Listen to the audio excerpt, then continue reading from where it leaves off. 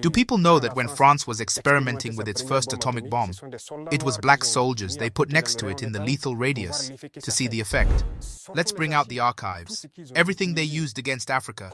It's terrible. So, all this needs to be communicated so that young Africans understand, because there are still many asleep who continue to communicate for the imperialists. So, Africans are not capable of developing anything. Africans are not capable of inventing, of innovating, of taking initiatives. That's what we are fighting against. And as long as they continue to see Africans like that, as subhumans who are not capable of thinking, who are not capable of innovating, capable of inventing, we can never be friends. Times have changed. So, it's the very vision they have of black people. They have to stop that, because by treating us like that, it's as if they see black people as subhumans. And that's dangerous. Africa is not just fighting oppression and terrorism. Africa is battling an entrenched system of imperialism designed to keep the continent weak, divided, and dependent. In a gripping interview on RT while in Russia, Captain Ibrahim Traoré fiercely laid bare how foreign powers fuel chaos under the guise of counter-terrorism, using sophisticated tactics and covert support to destabilize African nations. But this isn't a story of victimhood.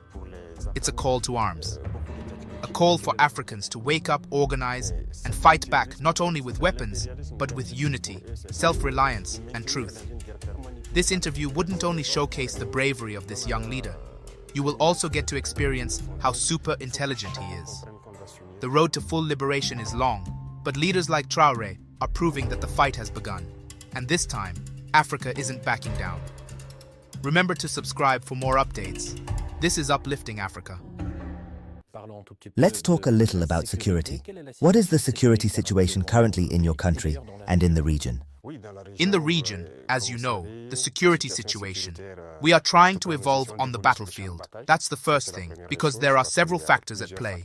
On the battlefield, there is progress. If we compare 2023 to today, we have been able to recover many areas that we have pacified. Nevertheless, the enemy is also reinforcing itself. There are many foreign fighters joining the ranks of the terrorists. Can you clarify what you're talking about? Yes, the terrorists are reinforced by many foreign fighters who come from elsewhere, who are not Burkinabe. There are also trainers who come from many countries to teach them many techniques.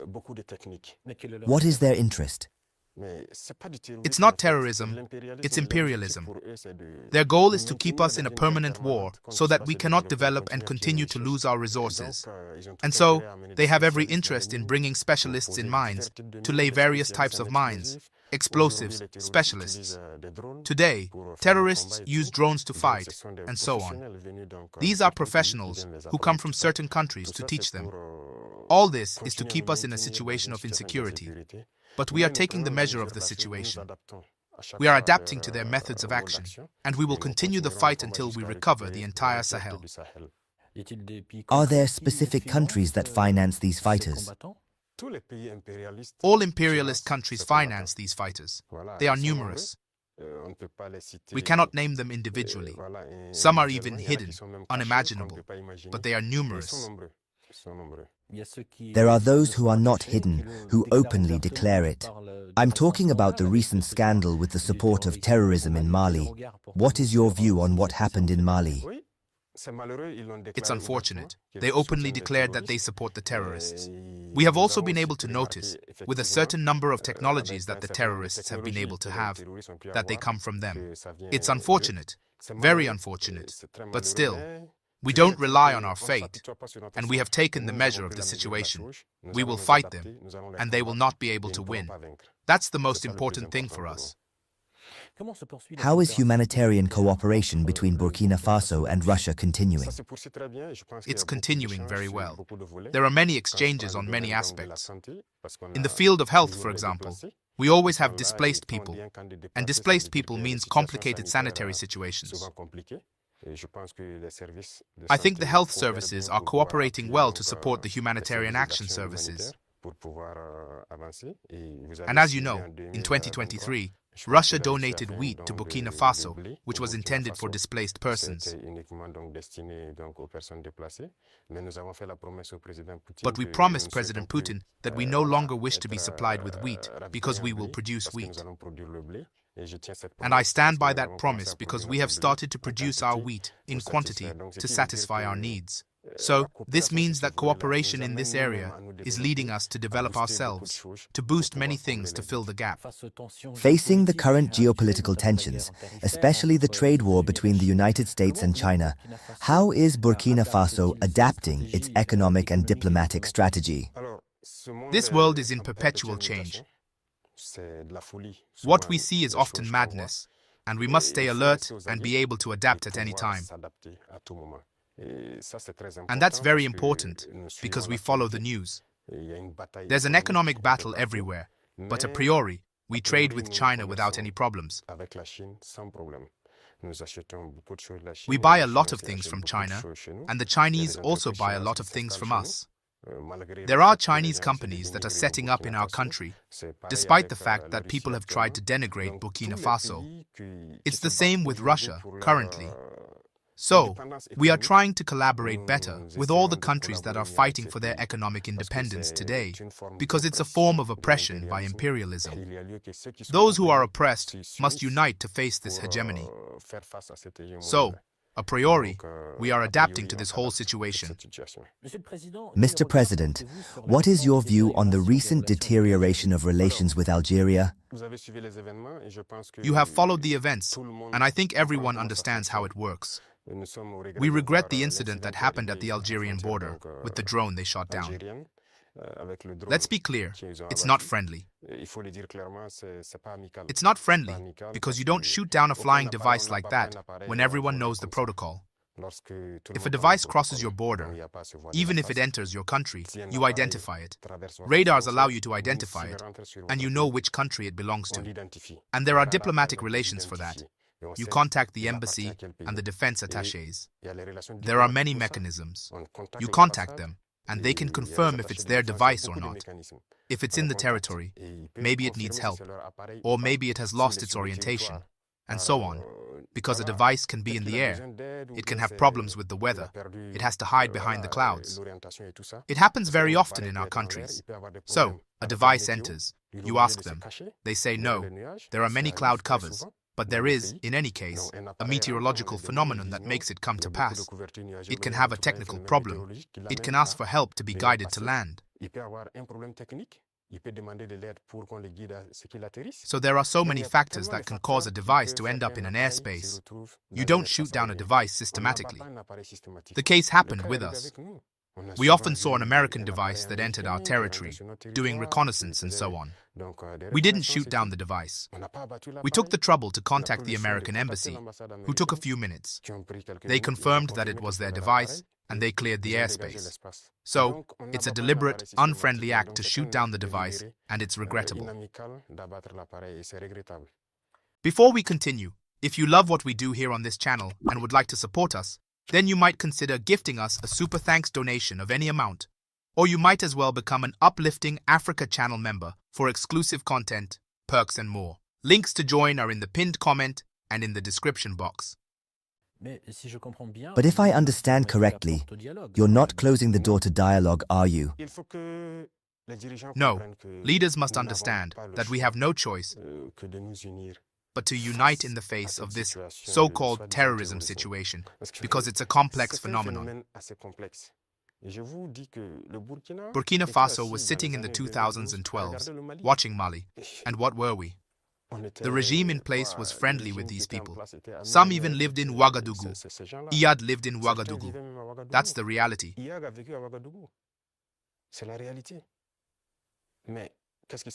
But what's happening today? They have turned against us. They are not free people.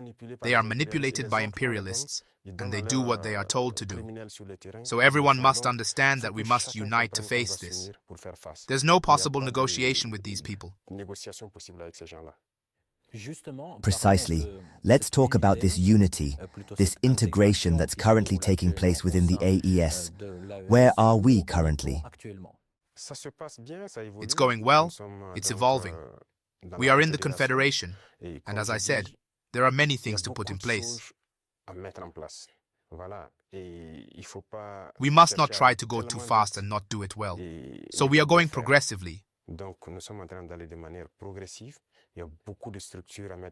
There are many structures to put in place, many aspects to bring up to standard in the three countries, because you know that, from an economic point of view, we are not at the same level.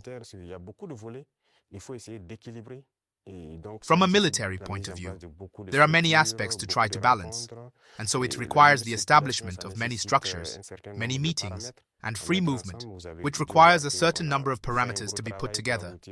You must have seen that we did a lot of work to come up with a single security document for travel and so on. So it's evolving, it's going very well. I had a question about the economic aspect. Is the creation of a currency specific to the AES still on the agenda? Yes, it's necessarily on the agenda, and so the process continues. There are many things, as I would say, many bills to adjust before we get there, but it's necessarily on the agenda. We can't, if we talk about sovereignty, we necessarily need that sovereignty. So, it's imperative. Can we expect the AES to expand? Yes, in the future. But for now, as I said, we must harmonize many things ourselves.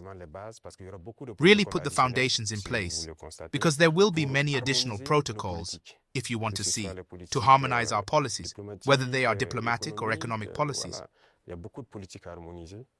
There are many policies to harmonize before allowing someone to join. Are there already countries that are interested in your format? Yes, countries are interested. They could be, I don't know. For now, the president of the Federation is the Malian president. He can give his opinion on the matter, but there are countries that are interested. How do you explain the decline of French influence in the region? Not only in the Sahel, but also in West Africa, for example. I think they themselves have contributed to the decline of their influence because they have a paternalistic conception of our relations.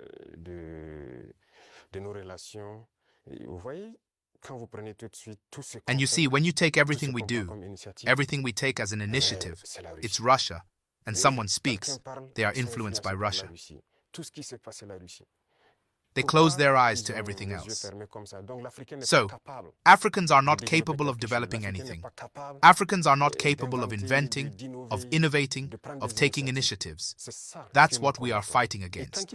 And as long as they continue to see Africans like that, as subhumans who are not capable of thinking, who are not capable of innovating, capable of inventing, we can never be friends. Times have changed. So, it's the very vision they have of black people. They have to stop that, because by treating us like that, it's as if they see black people as subhumans. And that's dangerous. They have to change their language. How does this attitude manifest itself?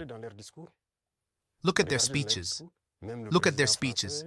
Even the French president, always in his speeches, says young Africans are influenced by Russia.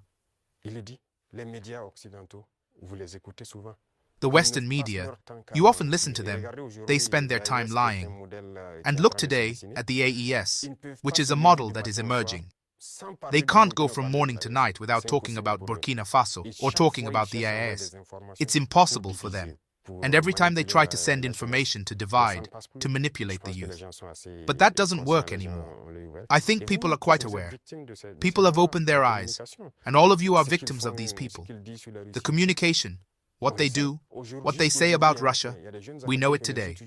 Even today, there are young Africans who still have their eyes closed, who believe their lies, the narrative of the Second World War. I was listening to someone the other day saying that at the end of the war, in the 10 years that followed, if you asked in Europe who won the war, people would say it was Russia. But today, if you ask in Europe who won the war, they will say it was the Westerners. Through communication, they managed to reverse history, and African history too.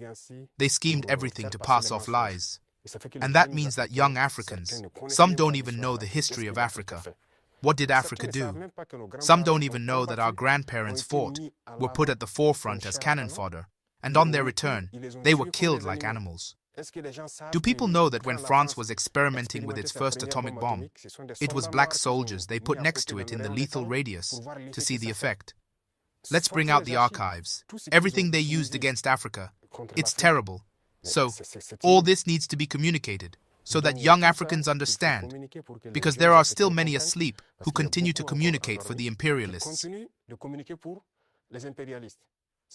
What they are told to say, they do it, perhaps because they are given something, I don't know. But Africans must understand their history, wake up. So that's our fight too. What is the role of the media in this fight, in your opinion? Independent media. Media from our countries, you mean?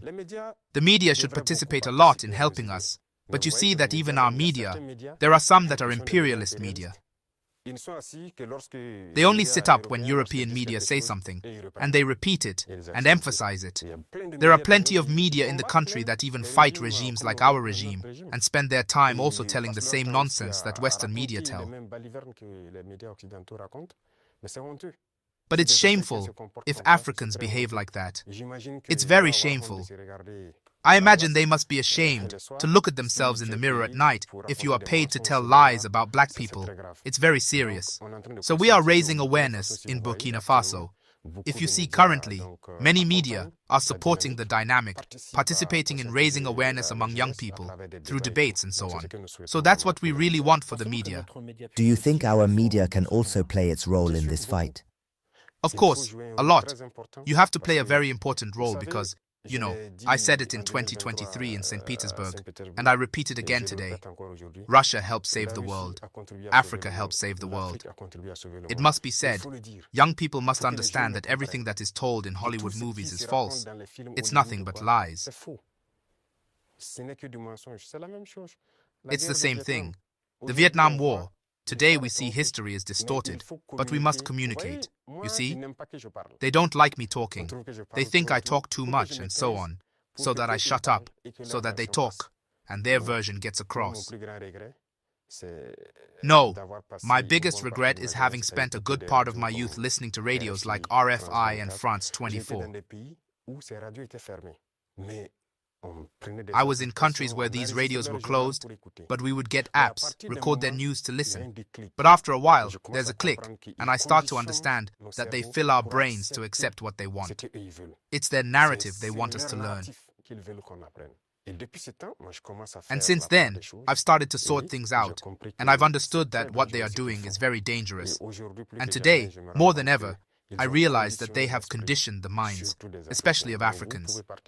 So you can participate a lot in awakening the consciousness of young people, so that people understand how the world works, and don't get carried away by these people. My very last question, just to conclude on a positive note, what are the prospects for relations between Russia and Burkina Faso, especially in the military sphere? Many prospects for the future, and as I saw with the parade, I think there is very good cooperation, because it's good that currently we are paying for equipment, but we need to develop the military industry, for example. And Russia can contribute a lot. And you know that Russia has many scientists and scholars. The proof, we just left Mendeleev University. They can accompany us a lot in training to also prevail. Because in our country, we have young talents, geniuses, who manage to create things, but they lack the mathematical input, the science to be able to improve what they do. And so Russia can help us a lot in this area. It will help us in the military sphere, in the industrial sphere, because it is machines that make the world go round. And today the technology that is there, whether it's IT and networks, telecommunications and everything, Russia, and we are collaborating a lot on this aspect. So in the future, all these prospects are on the agenda so that we can achieve a certain goal that we desire. Your Excellency, thank you very much for this very interesting and enriching exchange. Thank you to you. Please support our effort to scout the internet and bring forth uplifting updates about the mother continent every now and then by donating a super thanks of any amount. Thank you.